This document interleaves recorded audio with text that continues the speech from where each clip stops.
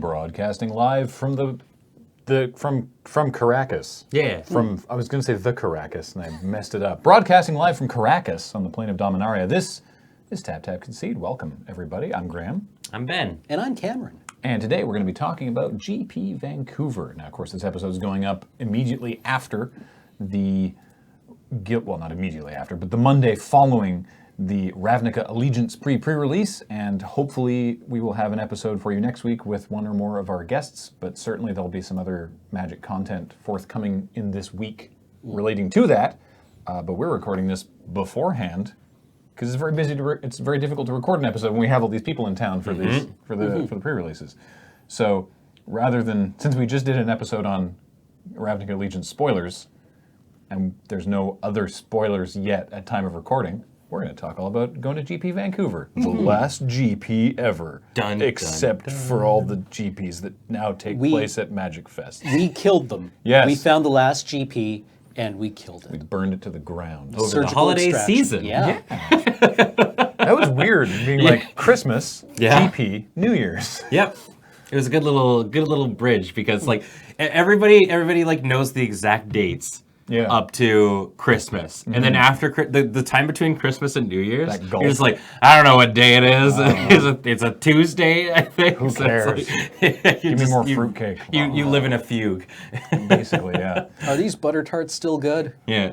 Are these butter tarts still good? Let's find out together. I cautiously look at any eggnog in a fridge at this point. This is the danger eggnog zone where you got to double check and make sure. The one in the fridge here is... It's on the 12th. It's good for another... 9 days? Yeah. 9 days. Yeah, it's so not going to last that long. Before they put it back in the vault with all the dreams for Back another in the year. Disney vault. The toxic nog. The nog went bad. A reminder that this show is brought to you by Card Kingdom.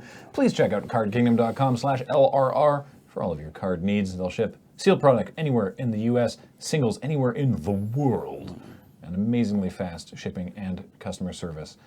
And we recommend them because we think they're great.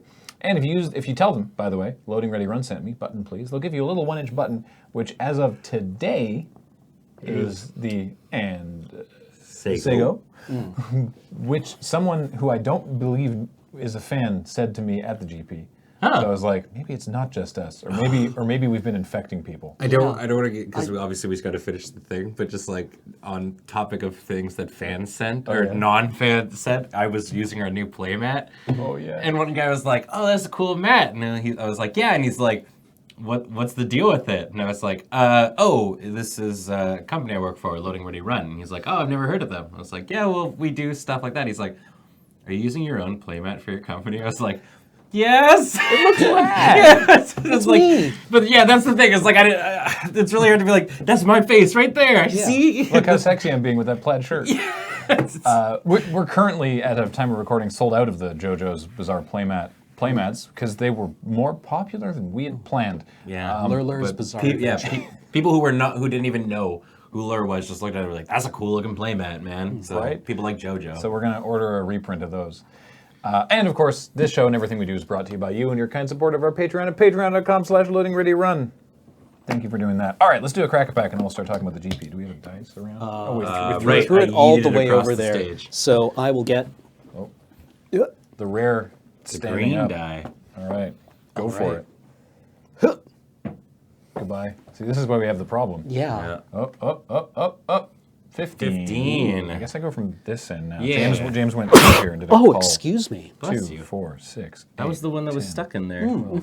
14. 15 is... Ooh. This is Magic Origins in, I want to say... Korean? Korean, I think that's Korean. Yeah, it is. All right, Yeah. well, cool. No Good thing you've been stuff studying all those K-pop videos. Yeah, they use a lot Ooh, of English. I can do it based on art. But yeah, that's... Because I love this card. That's the fun part about doing the Other doing the foreign language. language ones is we get to test ourselves. Okay, so what is this and what's it do? This is Dragon Fodder. It's 1 and a red, and at sorcery you put 2 1/1 goblin tokens out. I didn't actually check. There it is. Correct. Yeah. All right. This one is Celestial, not Celestial Purge. Flare. Flare, right. Yeah. Player sacrifices an attacking creature or blocking creature. Correct. Attacking or blocking creature. Nice. For white. Nailed it. That was the fun part about Celestial Flare, I remember in Magic Origins, was that technically there is a period of time after the damage occurs where damage has happened, but creatures are still attacking or blocking. Right. So you could let damage resolve, kill their small thing, or like trade for their small thing in damage. You still take a hit from the big, or you chump block the big thing or whatever. Then you Celestial Flare, so they have to sacrifice the thing you care about. Very cunning. Okay. Tricksy. I did not know that. That's good to know. Yeah, it's... You have to be very distinct, I imagine, on it, right? So it's like combat damage happens, and they trade. Yeah, well, if you were doing it... And it's before you scoot into main phase 2, basically, right? Yeah, so basically if you were doing this at an event, you'd be like, okay, so damage resolves, this all happens, and then you'd be like, before we go to second main phase. You just say like, before second main, Celestial. and there is a period of time, and maybe check with a judge. But that does work. Okay, cool. So this is pretty straightforward. Negate. 1 and a blue, counter target non-creature spell. All right, what do we got now? Whoa. I was gonna be like something worm, but I feel like that's pretty evident, isn't it? It starts with a V. Vastwood Gorger. Vastwood Gorger. Vastwood Gorger. Yes, Yeah. I think it's just a vanilla 5/6 for 5 and a green. Has a whole bunch of flavor text. Yeah, it is a lot of flavor text. Hope. Nissa's Pilgrimage? I think That you're sounds right. Yeah, it has Two and a a spell green. mastery clause down there. Yes. 2 and a green. I want to say that it's like I want to say that it's like cultivate, but better if you have spell mastery. I think you gain some life with it too. It's like 4 life or something. Is it? Oh, I I can't want to say that remember. it's like Or maybe I'm thinking one of in. Pulse or I want to say that it's like 1 onto the battlefield and 1 into your hand, unless you have spell mastery, in which case they both go into play. Could be. That sounds... Let's find out. Yes. This is Pilgrimage. Search your library for up to 2 basic forests. Reveal them, put them onto the battlefield tapped, and shuffle your library. If you have spell mastery, you can get 3 forests instead of 2. This makes sense because Nissa and the Nissa Forests, right. Planeswalker card, she cared about forests. Yeah. So. All right, fair enough. I mean, this is Luminous Bonds? No, close. It's Gideon's Chains. It sounds like Luminous Bonds Yeah. is the thing. Yeah. No, yeah. It's the It's same not sort just of like thing. Unbreakable Bonds, is it? No, it's I can't remember. 3 and a white for it's a creature enchantment, and it's called Suppression Bonds. You're right. Sorry. Enchant non-land permanent. Any non-land permanent can't attack or block, and its activated abilities can't be activated. Oh, so you can put this on So it's a little closer to Faith's Fetters. Yeah. I always like using, I remember using Heliod's Pilgrim to frequently just get this. Yep. Makes sense. I had a fun, just because it dovetails into our greater conversation, I had not a fun interaction. I felt kind of bad about it. But during the GP, I cast Faith's Fetters on my opponent's Karn. Thank goodness. Yeah. So I cast Faith's Fetters on their Karn, which Faith's Fetters is the same mana cost, 3 and a white. It does the same thing, but also gains 4 life, basically, right? Yeah, you enchant permanent. You can enchant lands with Faith's Fetters. You gain 4 life when it enters the battlefield. It can't attack or block, and activated abilities can't be activated unless they are mana abilities. So got their Karn dealt with. Yeah. So then they cast a Faith's Fetters targeting my Faith's Fetters, Whoops. and I went, okay. And then they yeah. tried to bring their Karn back, and I'm like, that doesn't work the way you want it to. I'm Yeah, it's sorry. not- Yeah, it's not an effect. O-ring. Yeah, they thought it was an O-ring effect. I'm like, no, Karn's still there. All you've done is gain 4 life. It's a And pacify effect. yeah. So Sucks. yeah, but it's one of those. It's like it's the GP. You can't Yeah, really playing Comp REL, can't sorry. really take it back. Yeah. All right, next card in our Korean Origins Veteran pack. sidearm? That sounds right. I want to believe that you are correct. think 2 that's mana equipment. Veteran sidearm. Very good job. There we go. Equipped creature gets +1/+1 This and is equipped for your 1. honed Kopesh. Yeah. Oh, Titan Strength. Yay! Yeah. Single red mana, +3/+1, and scry 1. And trample. Kick No, your just butt, +3/+1 Theros. and scry 1. All right, cool. Huh. Read the read the bones. Read them bones. 2 and a black. Scry 2, draw 2, lose 2 life. Sorcery. Shout out to artists, by the way, Yeah. just for making like really iconic works that were able to do stuff like this. Ooh, this is an interesting one. Jace's rebuttal. Jace's something. Yeah. Is this like a counter spell unless Unless they they pay pay 3? three. Yeah, and then then it's got a spell mastery clause. Is it just counter it, or is it an additional effect? I think, no, I don't remember. I don't remember Let's this find one. out. Jace's Calculated dismissal. It's not Jace's anything. Calculated dismissal. That is Jace, of course. Counter target spell unless its controller pays 3. If you have spell mastery, you also scry 2. Oh, Cool. okay. Spell mastery, by the way, this was an ability from this set. Also shows up in Ultimate Masters, so that's relevant. Yep. If there are 2 or more instant and/or sorcery cards in your graveyard, then thing happens. So. This is kind of like a little bit of a better condescend. What is this one? This has something to deal with eye blight. Now we're in uncommons and it's challenging. It's 1 in a green, and there's a bunch of elves. Standing over a bunch of Boggarts. Boggarts. Looks I like. think Not- this has to not- deal with not milling some of your deck and grabbing something back from your bin. Gather the pack. Okay. Sorcery. Reveal the top 5 cards of your library. You may put a creature card from among them into your hand, put the rest into your graveyard. If you have spell mastery, you put 2 cards from among the revealed cards into your hand instead of 1. Yeah. So it was almost there. All right. Oh, Reclusive artisan. Yeah. Artificer, yeah. wow. Good Yeah. job. 2 blue, red creature, human artificer. It has haste. It's a 2/3. When it enters the battlefield, you may have it deal damage equal to the number to target creature equal to the number of artifacts you control. This was weird because it was not exactly an artifact heavy set. Huh. But Weird. Yeah. All right. Well, I mean, it has we- haste too, yeah. which is neat. Hey, I'm imagining the reason why it's the reclusive artificer, right? So the idea being that he's or she. or that she's like, you know, all grumpy and hiding. And then when somebody comes to see it, she just like throws a bunch of artifacts at Yeah. them. Like, Yeah. Go away! It's like you're walking in the you're like, hello, is anybody home? And like You like knock the thing over. A breastplate like hits the wall beside you and shatters into a million pieces. Yeah. well, like this was the You're set busy, that had all I'll come the back. Thopters, right? There were Thopters in Yeah, this like set. gear per gear crafter. Yeah. Speaking of artifacts, It's Juggernaut. Juggernaut. Except it's not. This is not Juggernaut. Oh, This is, what's it called? It's a 2/3 for 3. Siege roller? When it attacks, I recall, when it attacks, it gets +2/+0. Does it have to attack every turn? Yeah, I think That's this is like usually Baby the- Juggernaut. What is this? Ram roller. roller. Or so I said It is siege a roller. Juggernaut. Yeah. Yeah, attacks each turn, gets +2/+0. Oh, I'm sorry. No, it gets +2/+0 as long as you control another artifact. As unstoppable as it is unsteerable. And then we got an island and a goblin token, and our rare is Pia and Kieran Nalar. Pia and Kieran Mom Nalar. and Dad. 2 red creature, legendary creature. 2/2. You get 1 Thopter. 2. You get 2 Thopters. Yeah. And for 2 and a red, You can chuck them at somebody, I think. for 2 damage. Yeah. Yeah, sacrifice an artifact. Pian Kieran Nalar deal 2 damage to target creature or player. Sweet. So Kieran's dead, Mega dead. Yeah. but Pia's alive. So. Yes. Yeah.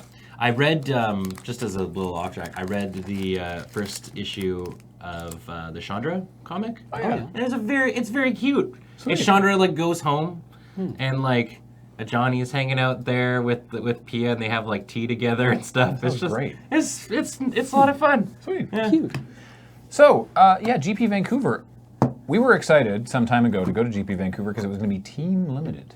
Mm-hmm. And then they were like, it's not team limited anymore. It's And we're like what? It's like, What's well, it? it's not team limited, but we're not telling you what it is. And we're like, what's that mean? And it turns out that it was Ultimate Masters because they hadn't announced Ultimate Masters yet, and then they went, we're announcing Ultimate Masters. Also, these GPs are now Ultimate Masters GPs. And it was like, oh well. Sure, yeah, right, sure.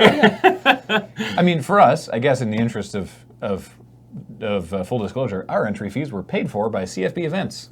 So thank who you, CFB. brought us over there. So thanks for that, CFB. But yeah, so it was the price difference was no skin off our nose personally, but also we got to play Ultimate Masters, which was super fun. I hadn't played any of this format. Yeah, and you're the only one that debuted. Yep.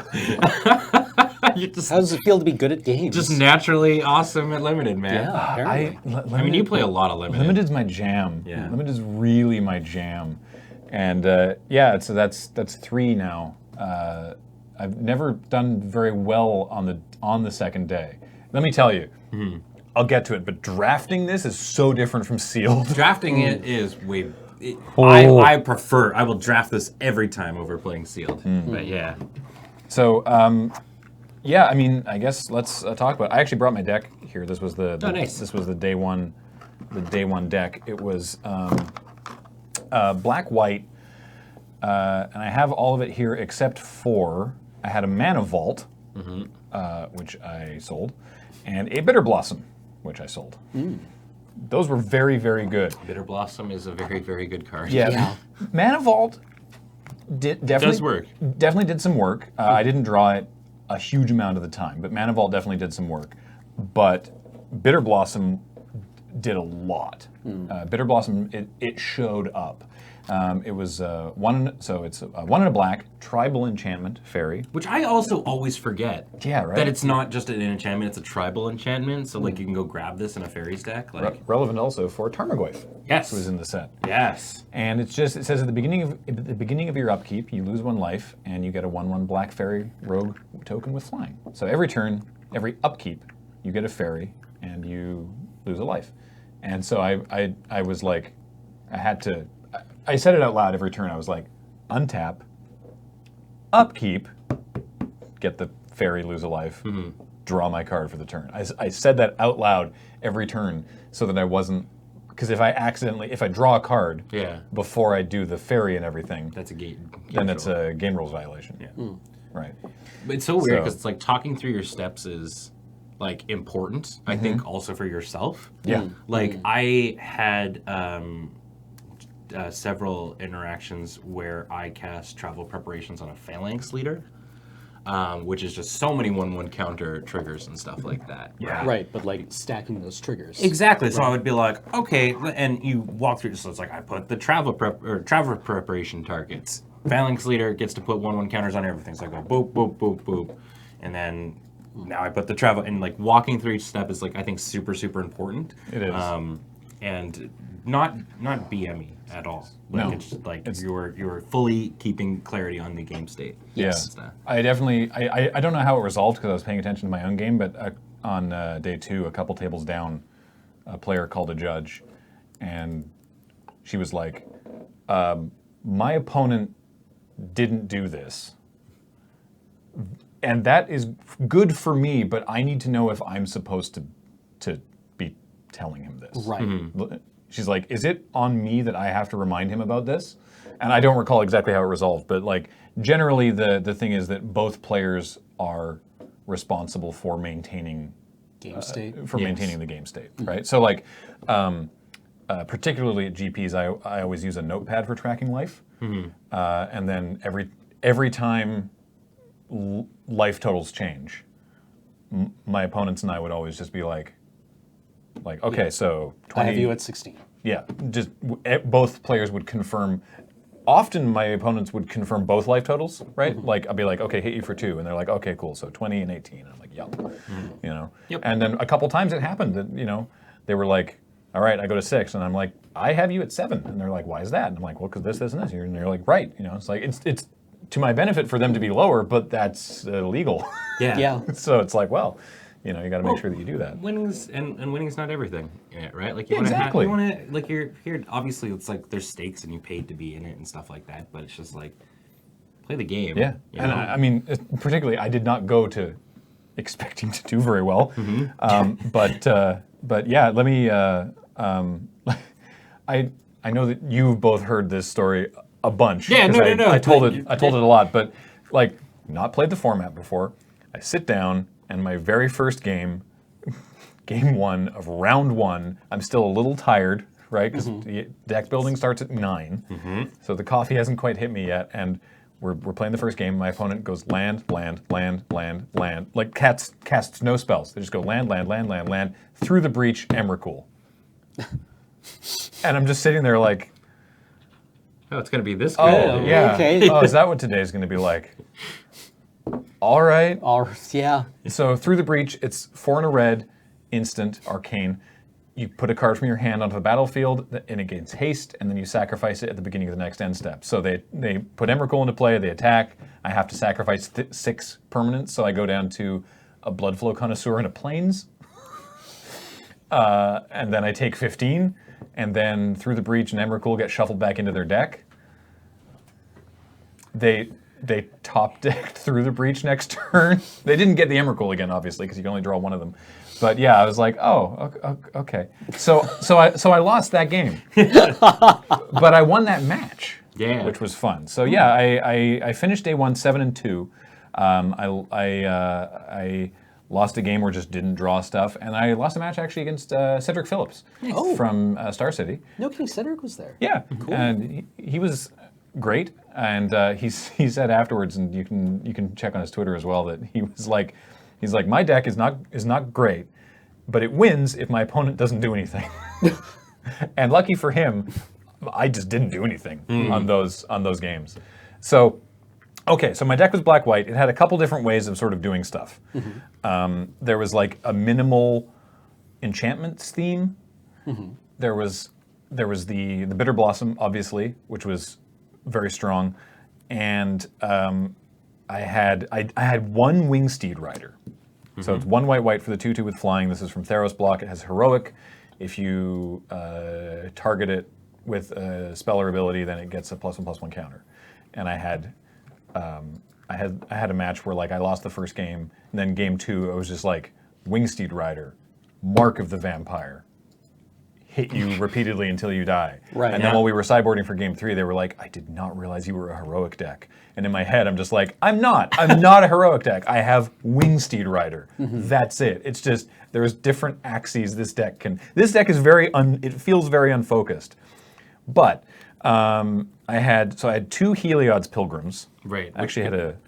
Which could obviously just go searching for like Bear Blossom if you wanted to, Or can they? It only hits auras. Yes. Oh, is it auras? Oh, no. But Yeah, they that's can grab Faith's Fetters. Yeah. Yeah. So I had the 2 Heliod's Pilgrims. I actually had a third, but I was like, I don't actually think I need to run 3. And then my auras that I had was Mark of the Vampire, like I mentioned. Where do I put this for the card reader? Oh, there we go. There's Heliod's Pilgrim. Because I actually just have the cards with me, Paul, so I can use the reader if that's easier for you. So I had Mark of the Vampire, Mammoth Umbra, and like I mentioned, Faith's Fetters, and that was it, right? Like that was my targets for the Pilgrim. But it was really handy. It was just sort of like, okay, am I gonna die to something that they have? I'll get the Faith's Fetters. You know, do I have a turn to take some hits? I'll go get the Umbra or the Mark of the Vampire. And Mammoth Umbra or Mark of the Vampire, they don't actually care what creature you put them on. No. You put them on a 1/1 fairy, and it's like, I got this 3/3 lifelink flyer. Yeah. And then I also had a Lotus Eye Mystics, which can get Bitter Blossom, which is a 3/2 for 4 with prowess randomly. And when it enters the battlefield, you get to bring an enchantment back from your graveyard. So I did have one opportunity where my opponent used a Ronom Unicorn, which I also had, to destroy my Bitter Blossom, and then I cast Lotus Eye Mystic and got the Bitter Blossom back. So that was... Brutal. That felt brutal. Actually, the most brutal play, I felt so bad for my opponent. My opponent was from Bremerton in Seattle. Okay. And they had looked at Google Maps the night before. They decided that they did not want to spend the money for the hotel for the Friday night in Vancouver. So their plan was to get up really early, drive up from Bremerton, and start playing on Saturday morning. So they looked at Google Maps and saw the time estimate to get from Bremerton to Vancouver, went to bed, woke up at 1:45 a.m., which is a phrase that makes no sense to me. What the hell? Drove up to Vancouver, then realized that when they had searched on Google Maps, it was rush hour. So they got a time estimate that was way more than they needed. Right, Yeah, right, yeah. right. So arrived at like 5 a.m. Yeah, and then had to kill like 4 hours in Vancouver. So by the time I faced him in like round 6, he was like, I'm pretty tired, man. and I managed to put together a very goofy line of play that I didn't actually think would ever come up, but these cards were just in my deck because I needed the playable. So I had Olivia's Dragoon, which is a 2/2 for 1 and a black, and you can discard a card to give it flying. It's in here as a bear. It's just I was like, I need a Curve two, filler. Yeah, I need a 2-drop. And so on turn 4, I discarded Angel of Despair, which I had 2 of in this deck, which is 3 white, white, black, black for a 5/5 flyer that when it enters the battlefield, you destroy a permanent. Any permanent. You can destroy land. Yep. So I had 2 of them because the games ran long enough that it actually, You would get there. Yeah, Yep. and it was pretty backbreaking when it happened. Yep, it's a good card. So I have the Olivia's Dragoon. I'm like, discard Angel of Despair to Olivia's Dragoon, and my opponent just goes, am I about to get whomped? And so then I cast Resurrection, which is 2 white, white, return target creature from your graveyard to the battlefield, and I returned it, and he was stuck on land, and so I was like, blow up your swamp, and he's like, yes. Yeah. So That is the correct move here. yeah. So that was the only time I got to do that, but I was like, oh my god, it's all coming together. So then removal was pretty good. I had a Last Gasp, a Chainer's Edict, which always got their worst creature, but that's what edicts do. Well, I mean, the one time you go up against Battlecruiser Magic, you're just Yeah, like... or your opponent actually literally Thespian Stage Marriages. Yeah, which happened against James, I think. in our fan, one of our fan in the fan drafts. drafts, yeah. Yeah. I had a Swift Reckoning, which I think I got to cast with Flash once. It's a destroy target tapped creature, but if you have Spellmaster, you can cast it at instant speed. And then 2 copies of Unholy Hunger, which is just 5 mana premium removal, and randomly, if you have Spellmaster, you also gain 2 life. Which there's a surprising amount of incidental life gain in this deck. Yeah. Which helps when you got the Bitter Blossom. Like it's Well, and the Mana Vault. yeah, exactly. You could just be chunking yourself. Faith's Fetters, Mark of the Vampire, and Unholy Hunger, I think are the only ways that this deck actually gains life. But then I also had, like I said, a Bloodflow Connoisseur. The sacrificing didn't really come into play. I had a Murderous Redcap, which is just nice. It's just 2 Rakdos, which in this case is 2 black. I had a lot of 4-drops that cost double black. Yeah. So the mana was kind of scary. I definitely lost some games sitting there with 1 swamp in play going, "Ugh." And it's a 2/2. When it enters the battlefield, it deals damage equal to its power to target creature or player. That happens even if you kill it. Because my opponent cast Redcap once, and I was like, looking at my Swift Reckoning in hand, and I was like, I need to ask a judge something. And I didn't care about hiding this information. I was like, Judge, if I destroy this while this ability's on the stack, does it still deal 2 damage? And he's like, yeah, it does. I'm like, all right, then I pass priority. But if you Last Gasp it, Yes. Then you're good. Yeah. because it debuffs its power. Yeah. Last Gasp also helped kill... What's indestructible? I mean, there's the Eldrazi. No, there was something else. I can't remember. And then also on 4, like I said, I had a Moan of the Unhallowed, which you get 2 zombies, and you can flash it back for 7 mana. And, Which you get there eventually. Yep. And also, a creature I saw show up a lot and like really felt like it punched above its weight was the Canker Abomination. Yeah. So it's 2 Golgari, so again, 2 black in my deck for a 6/6. But when it enters the battlefield, it gets a -1/-1 counter for every creature your opponent controls. The worst I ever had it was a 3/3. Generally, it was a 4/4 or a 5/5, and on one rare occasion, a 6/6. Yeah, this can really punish an opponent for doing nothing. Yeah, Right, it like- really can. Yep. I would have killed to have a Murderous Redcap in my pool. Because I opened Machias the Unhallowed. And with Machias the Unhallowed and Bloodflow Connoisseur and Murderous Redcap, you just kill your opponent by sacking the Redcap to the Bloodflow Connoisseur. So if it has Persist and Undying, The counters. those both happen and the counters just negate one another? I think the interaction is a bit subtler than that, but it does work that ba- way. yeah, It works basically- the way you want it to work. Yeah. Cool. Yeah, because when a -1/-1 counter hits a +1/+1 counter, they just sort of like make each other disappear. Like they cancel each other out. Yeah, but it does work, and I mean, in that deck, because the deck, I had 2 cool cards in it. One was Machias the Unhallowed, and the other one was Glenelendra Archmage. Yep. So that also meant that I could just negate non-creature spells. They never showed up at the same time. I don't think I saw Machias once in any of my 2 matches. I definitely found that I was drawing a lot of the same cards. I was definitely being like, all right, here's Ronan Unicorn again. Like, I only saw Olivia's Dragoon in like 2 games on day 1, right? And it's like, they're both 2-drops. They have the same chance of being drawn. I don't know.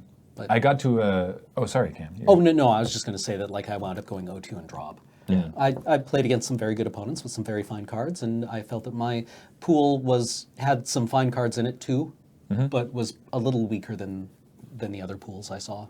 Fair enough. Which was great because the person sitting across from me, when the judge came around and handed out boxes, he was like, everyone take 2, hand 1 to your opponent, and my opponent takes 2 boxes and goes, Oh. right, It was like, and I'm like, which one do you want? don't make me No. choose. Luckily, they were both not good. Oh, well, all right. So. I got to avenge you. Oh, in against one the of battle matches. cruiser dude. Yeah. You want to tell me about that deck? Well, so I had the exact same record I did in Vegas, which Right. is I won my first. I was 2-0, and I was like, hell yeah, feeling good. And then I lost every match after that and dropped to 3. Crushing. Which and in exactly Vegas fashion, the third game that I played, I drew a 6-lander and went, well, I go to mulligans. I drew a 1-lander. Okay. And I go to 5, and I drew a no-lander. And I went, okay, well, that sucks. Having twice. And it's just like, Yeah. certain times there's just like where you go, well, I guess I don't get to play Magic on Yeah, it, it's which- no way to lose. It's as I say, no way to lose a game of Magic, but you'll take the win when it happens to your opponent. Exactly, right? Yeah. So unfortunately that happened.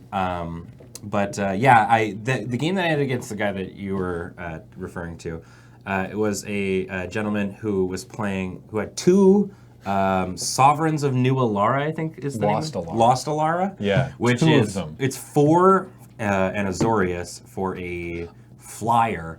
It doesn't fly. It doesn't fly. It looks like it flies. I 'cause it's thought it native flew. clouds. Oh, it Does got not exalted. fly. That's Yeah. what it is. For a 4 or The 5. cloud spirits don't fly. Yeah. What all the- right. Maybe I let some damage in that I shouldn't. But whenever a creature you control attacks alone, you may search your library for an aura card that would enchant that could enchant a creature, and you put it attached to that creature and shuffle your library. They had 2 of them. Yeah. But a lot of the times, it was what I had was a Glenalendra Archmage going in repeatedly. And then they go, I grab a Mammoth Umbra, and I go, okay. And then they hit me, and then next turn they go, I grab a second Mammoth Umbra, and I go, okay. And again, it was just that. It was just this big battle cruiser Magic, and like, I was light on stuff to deal with flyers anyway, let alone flyers that have like persist and stuff like that, that even after dropping all of their stuff, they would still just be able to suit it back up again afterwards. Game 1 against them, which I profoundly lost, I managed to hold on long enough that they ran out of auras. Oh, really? They were like attack, exalted, this other thing, but I'm not going to do it. They were like, I don't have anything Yeah. left. And I was Right. like, oh my god. Yeah, that's scary. Because they kept, for me, they were generally putting it on a different creature, and I can't remember which creature it was, but I think the other one did have flying, and I was just Yeah. like, Bitter It might have Blossom. just been a Wingsteed Rider or something Yeah. like that. yeah. But, Yes, yeah. this match, Bitter Blossom was a huge important Yes. thing, because I was just like, block? Yeah, they didn't have any Buying of the tremble. time. No. Yeah, so that was that. But I ended up playing Boros, splashing Naya because I opened a Travel Preparations and a Noble Hierarch. Yeah. And it just felt silly to not play them. But my pool was incredibly mediocre. My pulls were... Because I opened, like I said, a Noble Hierarch. Yeah. Right. I opened a Caracas. I opened a Foil Vexing Devil. I opened an All Is Dust. And I think it was a Revelarch. Yeah. So it was like my pool, my rares, my bombs were sort of all over the place. And so was my pool. But I ended up making like a fairly like okay Boros deck that did end up like going quite fast. Even just I would honestly say like Hissing Iguanar did a ton of work. Putting like a Hyena Umbra on it or something like that is kind of backbreaking for a lot of people. Yeah. Because then it becomes a 2/4 first strike that also just like deals like damage when you kill a thing. So I was 2 and 3 and I had a rough time in Sealed. Draft, I ran the tables and won 2 drafts. Yeah, Nice. yeah, me too. Yeah.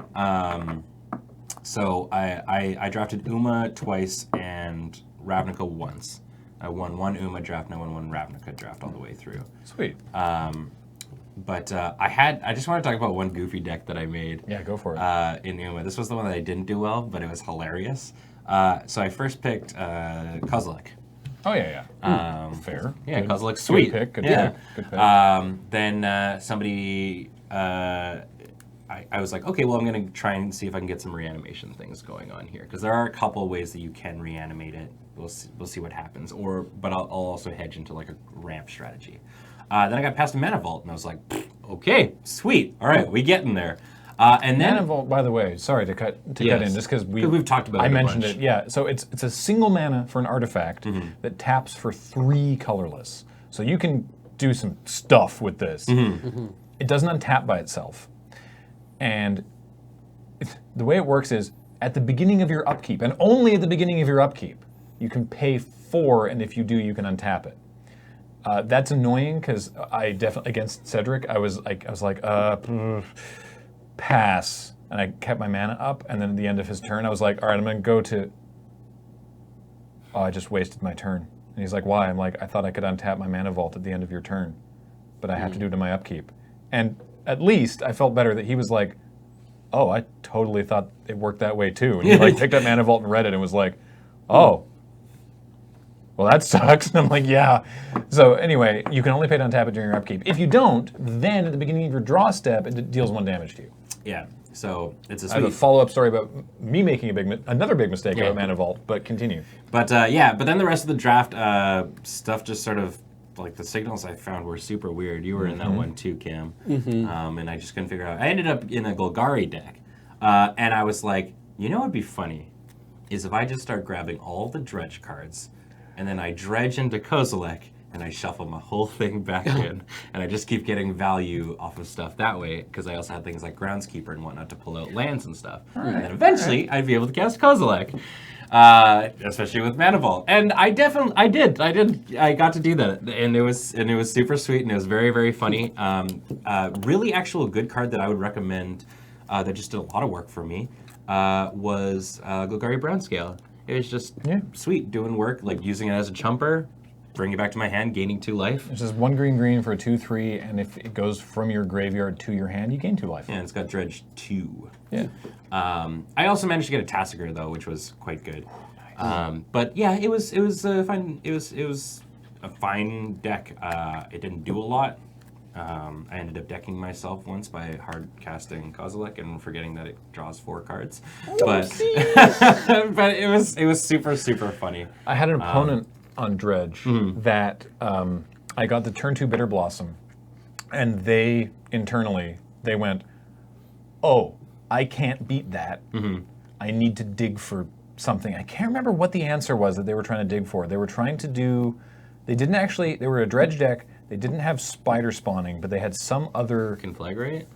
No, they had some other payload.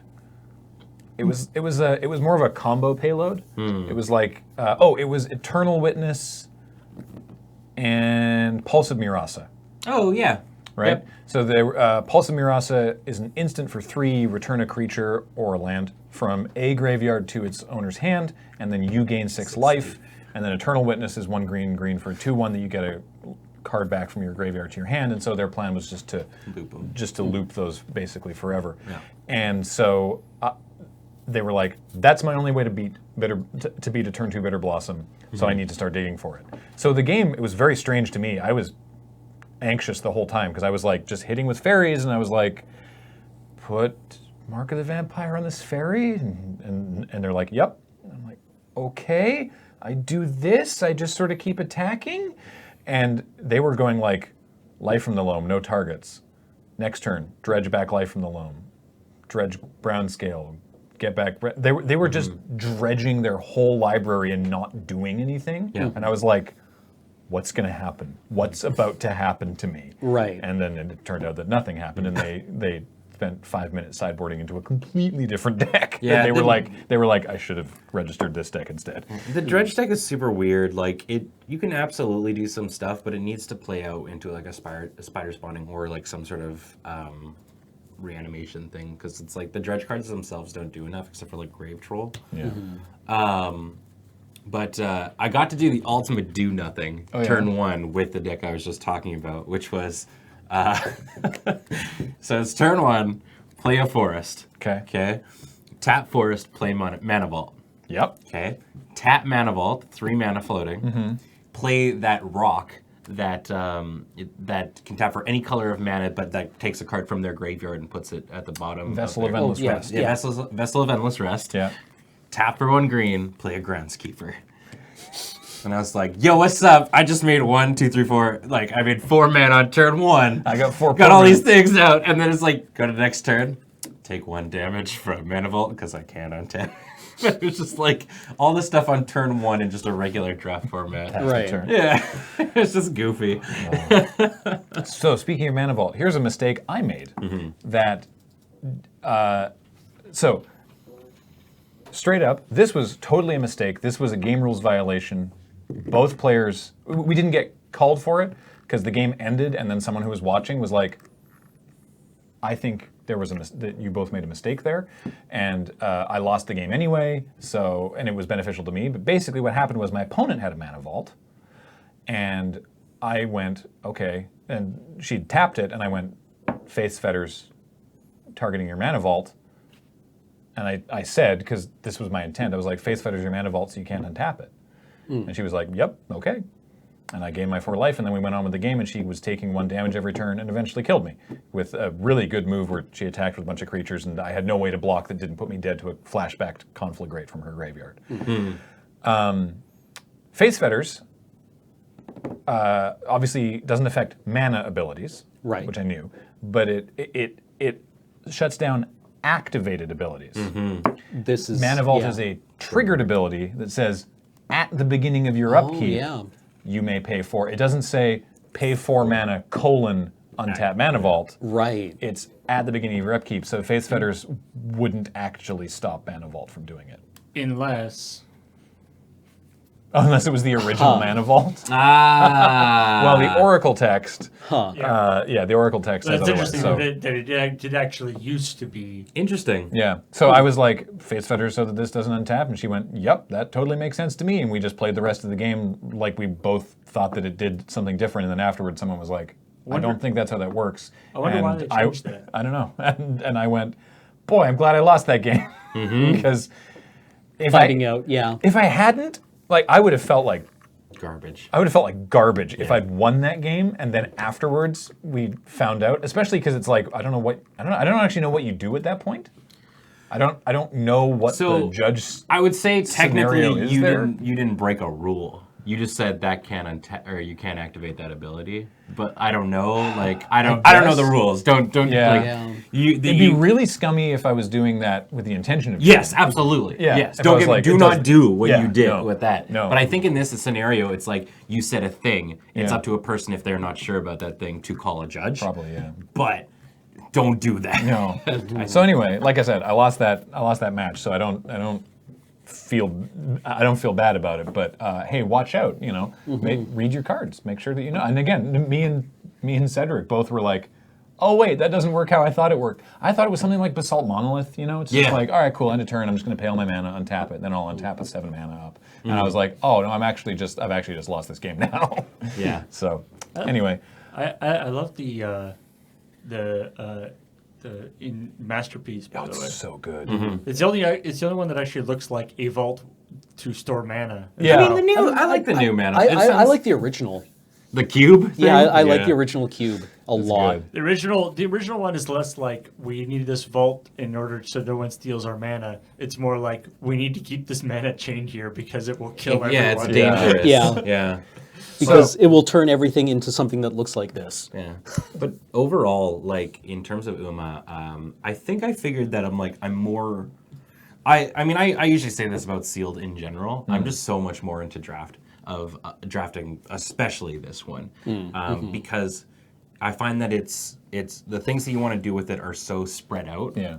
And you're just so much more likely to get goozled with a sealed pool than you are with like potentially being able to draft a thing. I I really like sealed and draft for different reasons, but I really like sealed. I don't get to do sealed very often is the thing. I'm so glad they started adding it to Arena. Yeah. But what I like about sealed is it's both. It's just the different challenges. What I like about draft is you're navigating the draft, you're trying to find your lane, you're trying to build the deck, and then at the end of it, it's like, here's the thing that I built over the course of the draft. And sealed, it's like, here's all these cards, build the best deck you can out of these. And I really like that. And it obviously it worked okay on this day. Weird quirk of GPs now is that they moved around to day 1 to make day 2's not end so late. So the cut to day 2 was actually after the second last round of day 1. So I went 6-2 after 8 rounds, and that is making day 2. At that point, I had made day 2. Then it's made day 2 and was allowed to draft twice on the Sunday, no matter what happened. But then we played one more round with the day 1 sealed deck. On day 2. On day 1. Oh, okay. It was just technically the first round of day 2. Right. In big air quotes. Oh. It was not round okay. 9. It was round 1 of day 2. Yeah. Played On day 1. Okay. And that's like, why is that just not more day 1? Because they changed what the records are for a cut to day 2. So you make day 2 at 5-3 after 8 rounds, or 6-2 after 8 rounds. I'm not actually sure. I think it's 6-2. Right. So I guess it's the eventually we're going to get to the point where the concept of day 1 and 2 is irrelevant, and it's like the first and the second. So I was fortunate to win that match. So I went into Sunday with a record of 7-2. Got there for 9 a.m. We were leaving. You were like, my plan for tomorrow morning is to sleep in. I was like, that sounds awesome. Yeah. I get to draft, and it's the I've known talked about it on the podcast before. It's the professional rules enforcement draft, where it's like there's like the judge doing the calling is like draft to count 15 cards to your left. It's like now pick up the cards, make a selection. You have 45 seconds. And it's like it's really delineated. Nobody knew how to draft this format. Least of all me. I'd never drafted it before, obviously, but nobody at my table knew what they were doing. I asked my opponents, because you play within your pod, I asked my opponents, I was like, did you find the signals in our pod like really difficult to read? And they were both like, yeah, man, I don't know what like the signals were a mess. I was like, I'd look at one pack and go, oh, everything's open, and then look at the next pack and go, nope, nothing is open. What I found really at least worked is I always try and gun for the archetypes that are the most easily made through the commons. Yeah, that makes a lot of sense. Which is what helped me out a bunch. But I didn't know anything. Yeah, that's the thing, right? Like a really easy archetype to find yourself into if you're just going through commons is the red-blue like spells and madness. Yep. Deck that does. Fiery Temper was really, going really well. awfully late at my table, but what happened was there was a lot of good white. So my first pick was Karn. Yep. So I'm already feeling pretty good about that. It's like, all right, I first picked Karn. As what I was describing the draft was I first picked Karn and then the wheels fell off. I was like, I had some decent white cards. I had a couple red cards, some all right green, and I think I had maybe one creature with heroic or an Umbra or something, and then I got past like mid pack. I got past a Daybreak Coronet, mid pack, and like probably 4th pick in the pack. I think maybe pack 2. I'm not sure. And so that's when I was like, okay. Let's do it. That's a signal. That's what I thought. I get why someone would pass it though, too. Definitely. I mean, it's white. It's enchant. It's a aura enchant creature that is already enchanted, but then that creature gets +3/+3 vigilance, first strike, and lifelink. So I was like, all right, great. Let's do this. And so I ended up in this Selesnya auras deck with. I had 2 spider umbras, I had a snake umbra, a boar umbra, a mammoth umbra, and the best one, 2 shielding plaques. Sick. I maybe should have, I think I boarded in the third one at some point. Shielding Plaques is an aura that gives the creature basically hexproof. Not quite hexproof, but basically hexproof. And when it comes into play, you draw a card. And so I had an instance where I had just a normal creature. It was just like a 2/2, or it might have been a 1/1. I didn't have that many creatures, so I had like a resurrection. No, I had a glorious return, the instant speed reanimate, and I had some other way to get creatures back out of the bin because I was like, I just don't have creatures in my pool. Yeah. So I need to get them back if they die because I got to put all these auras on something. So I was like, okay, here's a 1/1. Shielding Plaques, and my opponent's like, okay. And I'm like, cool.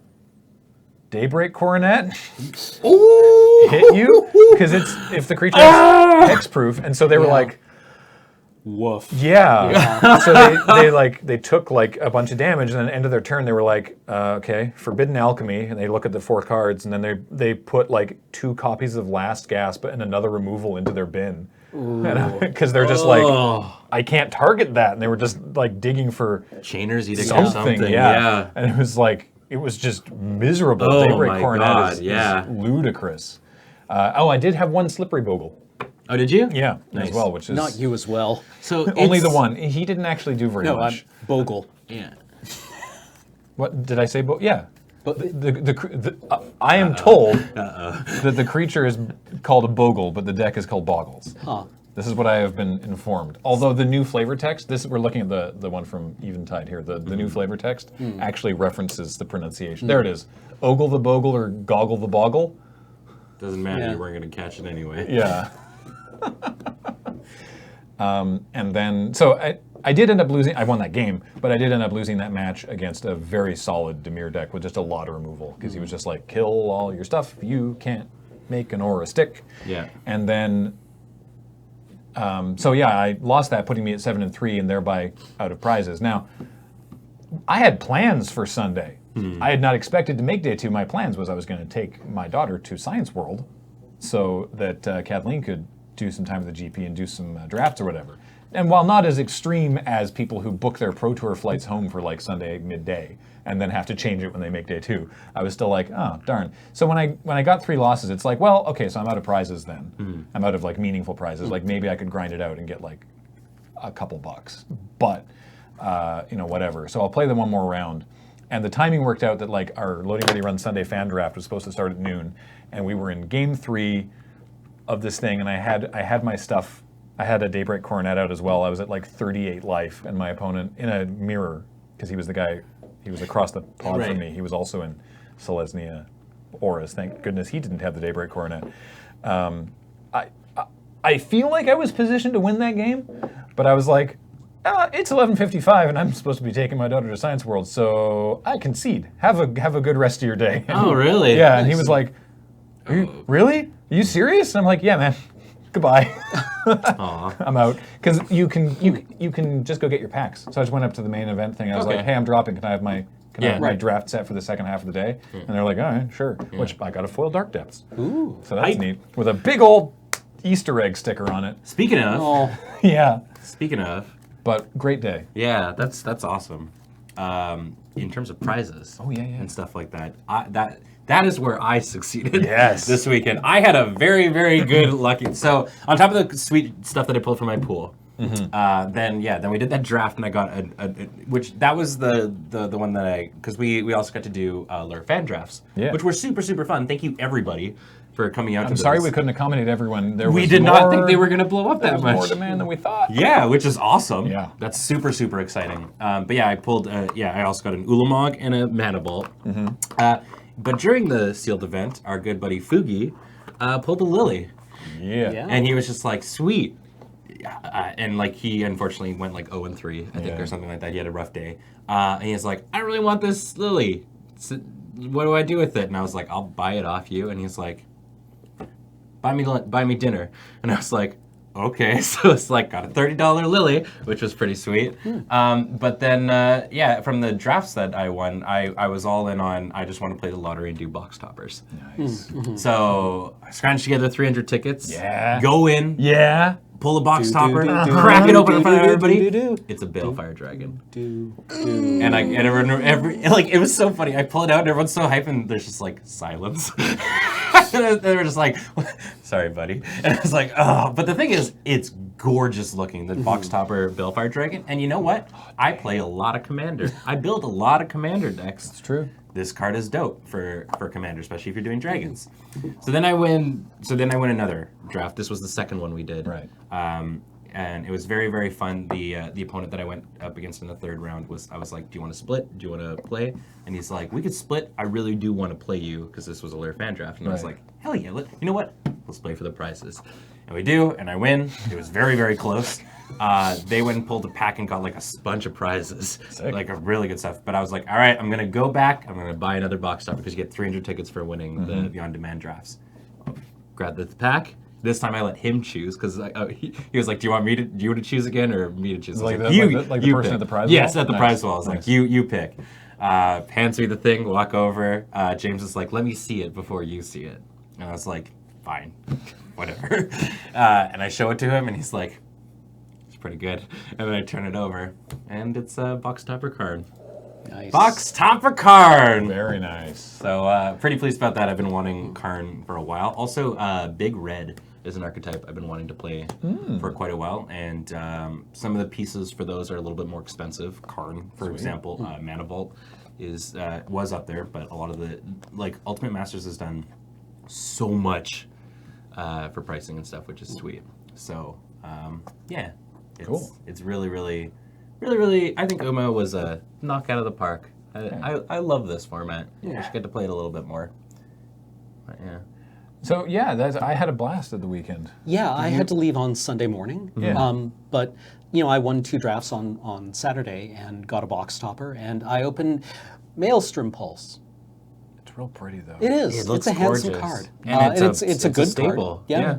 So Yeah, you'll it definitely wasn't, play it eventually. It wasn't like the most exciting pull, but whoever had the idea to take all the box toppers from all the Ultimate Masters cases they were opening And put them on the prize wall, brilliant idea. Very, very smart.